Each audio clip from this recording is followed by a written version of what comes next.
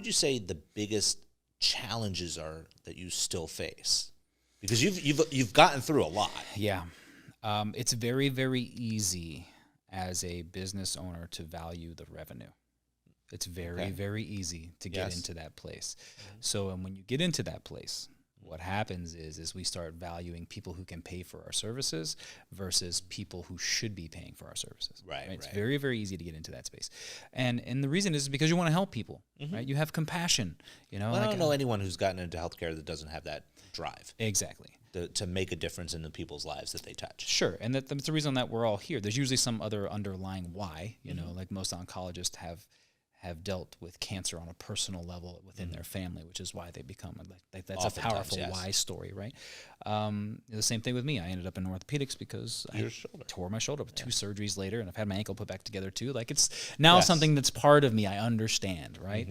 But the issue is that if you don't value your health as a whole, and you're just looking for the next pill or the next shot or the next kick in the pants that makes you feel better, then you shouldn't be in my office. Right. And I want to have compassion for people who want to get better, but if I want it more than you do, and just because you can afford it doesn't mean I should give it to you. Right. Real health is real wealth.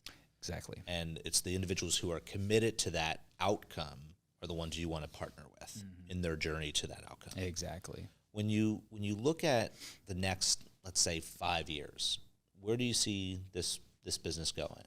Yeah, I'm glad you asked that. We definitely want to expand it, but the state of the economy right now says don't do that.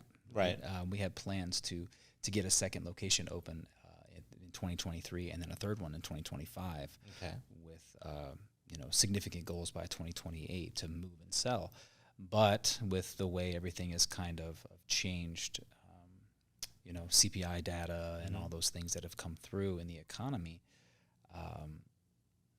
your lovely Jay Powell raising rates and doing all the things, I'm like, it just doesn't make sense from a business standpoint to expand for us at this moment. Now, I'm hoping by the end of next year we see some turnaround in that. It's definitely a good time to invest in other stuff, though, right? If you're looking to pocket that revenue. But from an expansion standpoint, I want to be able to. It's not just about growing the business because we want to grow the revenue, right? The goal is to make money. For any business, your goal is to make money. It has to be. But it's not necessarily the mission of your business. The mission of your business is to influence lives, change communities, do whatever it is that is meaningful to you or near and dear to your heart.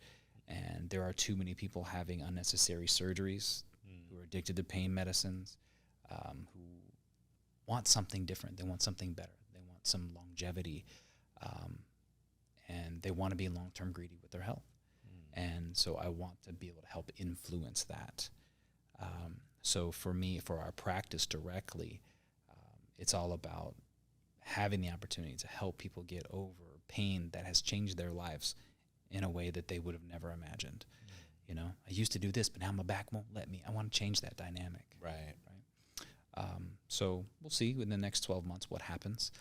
We just did a little bit of I dare to call it a rebranding ourselves, which if you are a business, especially in healthcare, you don't just make up your brand one time and that's what it sticks with. You have to continue to remodel it and change it and mold it. And so we just, my leadership team just a couple weekends ago, we all met in Daytona and we did a little thing. I brought in a third party. Mentors are important. People that can see the external. I brought in a third party person and we spent the first day ourselves. And then my guy Devo, I was like, I need you to come in and do what I do, but just do it better than I do. And so he came in and took our base and just really crafted a new message and a new brand style for us, which, and we're not going to change logos or anything like that, but we want to definitely change the language that we use on a regular basis so it directly translates as something familiar to our niche clientele. And if you don't do that, you're going to start inviting riffraff into your business. Right. So.